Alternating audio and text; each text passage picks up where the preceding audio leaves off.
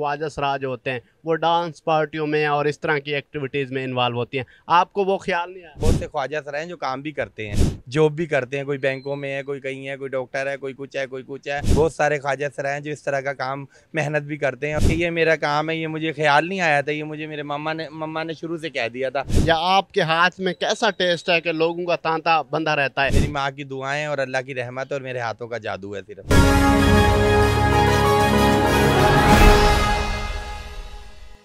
अस्सलाम वालेकुम, आप देख रहे हैं पाकिस्तान खबर टीवी। मेरा नाम आमिर अब्बास। मुल्तान की गलियों में आज आपको रीमा ट्रांसजेंडर से मिलवाने जा रहा हूं, जो गुज़श्ता 30 सालों से फुल्कियां लगाती हैं और फुल्कियां बेचकर अपने 7 बहन भाइयों को बड़ा किया, उनकी शादी की। जब ये फुल्कियां लगाती हैं तो लोगों का इनकी रेहड़ी पर तांता बंधा रहता है। बाकी की कहानी रीमा से जानते हैं। अस्सलाम वालेकुम। वालेकुम अस्सलाम। कैसी हैं आप? अल्लाह की रहमत। अच्छा, मुझे ये बता दें कि कब से फुल्कियां लगा रही हैं और ये ख्याल कैसे आया? मोस्टली तो हमने देखा है कि ख्वाजा सराज होते हैं वो डांस पार्टियों में और इस तरह की एक्टिविटीज़ में इन्वॉल्व होती हैं, आपको वो ख्याल नहीं आया? नहीं नहीं, वो मेरी बात सुने, बहुत से ख्वाजा सर हैं जो काम भी करते हैं, जॉब भी करते हैं, कोई बैंकों में है, कोई कहीं है, कोई डॉक्टर है, कोई कुछ है, कोई कुछ है। बहुत सारे ख्वाजा सर हैं जो इस तरह का काम मेहनत भी करते हैं और वो अपना ये शौक़ है वो भी ये पूरा करते हैं।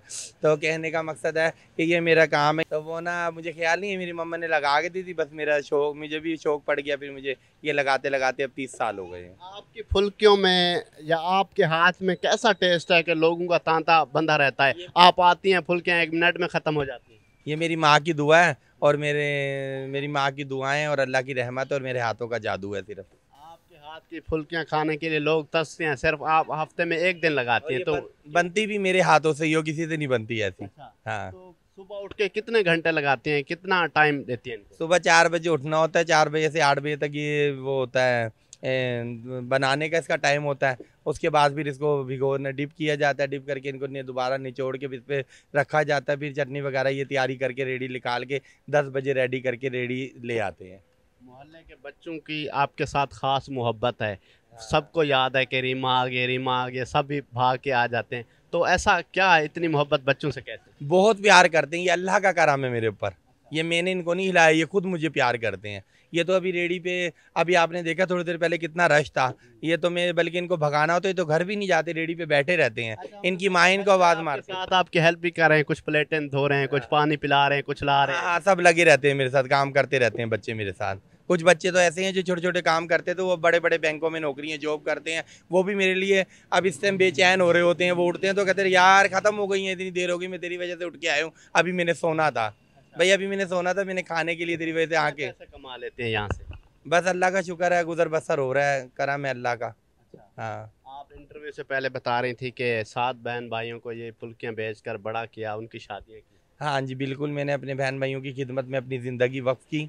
उनके लिए, उनकी उनकी मोहब्बत में, उनके उनके प्यार में, उनको मैंने जो माँ बाप ने प्यार देना था वो मैंने उनको प्यार दिया। लेकिन उन्होंने वो मुझे इस तरह के मेरे प्यार में मुझे उन्होंने प्यार, बहन भाई प्यार देते हैं, लेकिन घर के अंदर कुछ जब शादी हो जाती है, भाभियाँ आ जाती हैं, फिर उनके साथ वो मिल के फिर उस तरह की उनकी मोहब्बत कम हो गई है। वो मेरी तरफ अब मुझसे माइल नहीं होते मेरी तरफ। तो कोई बात नहीं, अल्लाह उनको खुश रखे, आबाद रखे। और घर बहन भाई तो सबके ही होते हैं, जिनके लिए इतना कुछ एक बंदा करता है और अपनी ज़िंदगी की सारी पूंजी उनको दे देता है और फिर भी वो एहसास ना करें तो कोई बात नहीं, मेरा दिल खुश होता है। कोई बात नहीं, वो खुश रहें। खुद हाथों से मेहनत की, उनको पढ़ाया लिखाया, बड़ा किया। अब कभी कभी जब सोती हैं, अकेली होती हैं, दुख होता है कि बहन भाई मेरे साथ नहीं है। कोई बात नहीं, मुझे कोई दुख तो होते हैं, तबीयत भी ख़राब होती है। सबसे बड़ा दुख तो ये था कि जो आँख ख़राब हो गई थी, जब भी कि आँख ख़राब होने के बाद ही पता लग गया था कि भाई किसी ने एहसास किया है, ये नहीं किया। क्या हुआ था? ये आँख में आँख ख़राब हुई थी, तो मैंने ड्रॉप डाली थी। ज़लज़ला जैसे आता है ना, ज़लज़ला आया था, तो ड्रॉप का हाथ में ही ड्रॉप की वो थी, वो ड्रॉप था, तो वो डालते हुए यूँ यूँ ही लग गया था हल्का सा, तो उसकी पेन से ये आँख ख़राब हो गई। इससे मुझे नज़र नहीं आता एक आँख से। फैमिली में दोस्तों ने, भाइयों ने सपोर्ट नहीं किया? नहीं, किसी ने मुझे सपोर्ट नहीं की। जो लोग मेरी हेल्प करते हैं, जिन घरों में मेरा आना जाना है, उन लोगों ने मेरी हेल्प की है बहुत ज़्यादा। अपनों ने, किसी ने मेरी हेल्प नहीं की।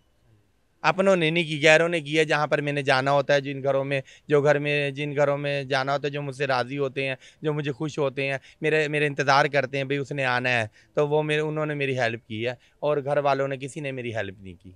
अच्छा रीमा ये बताएगा, आप भी हमारे माशरे का हिस्सा हैं, अल्लाह ने आपको बनाया, आप भी मखलूक खुदा हैं। तो चंद लोग ऐसे हैं जो आपको एक्सेप्ट नहीं करते, तनकीद करते हैं, आपकी ज़ात को मायूब समझते हैं, तो क्या पैगाम देना चाहिए?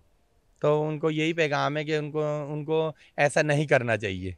उनको खुश होना चाहिए देख के। इंसान है, हर किसी को प्यार से समझाने का तरीका अलग होता है, एक अंदाज़ होना चाहिए ना। इंसान है, सबसे पहले तो ये होता है कि मेरी ज़िंदगी का इतना तजुर्बा हो चुका है, जो लोग हमारे जैसे को ऐसा कहते थे ना, तो मैंने देखा कि उनकी नस्लों में हमारे जैसे पैदा हो गए हैं। हाँ, मेरी ज़िंदगी का तजुर्बा है ये, मेरी पूरी ज़िंदगी के अंदर मैंने ये देखा है कि जो लोग हमारे जैसे को बुरा कहते थे और बुरा समझते थे, उनको उनके घरों में ऐसे ज़रूर बहुत ज़्यादा ऐसे बहुत पैदा हो चुके हैं। आप तो किसी को बददुआएं नहीं देते। नहीं, मैंने कभी किसी को बददुआ नहीं दी, मैंने तो अपनी सारी उम्र सब्र ही किया है। लोगों ने बड़ा सताया है मुझे, बहुत तंग करा है मुझे, लेकिन कोई बात नहीं, अल्लाह उनका भला करे, कोई बात नहीं, इसमें भी मेरे रब की रज़ा होगी।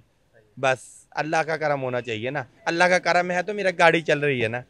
देखिए कैसी गाड़ी चल रही है, देख लें। ख्वाहिश आपकी जो अभी तक अधूरी हो। बहुत ज़्यादा, अब कोई ख्वाहिश नहीं है, कोई हसरत नहीं है दिल के अंदर, सिर्फ एक ही ख्वाहिश है कि अल्लाह का घर देखूं।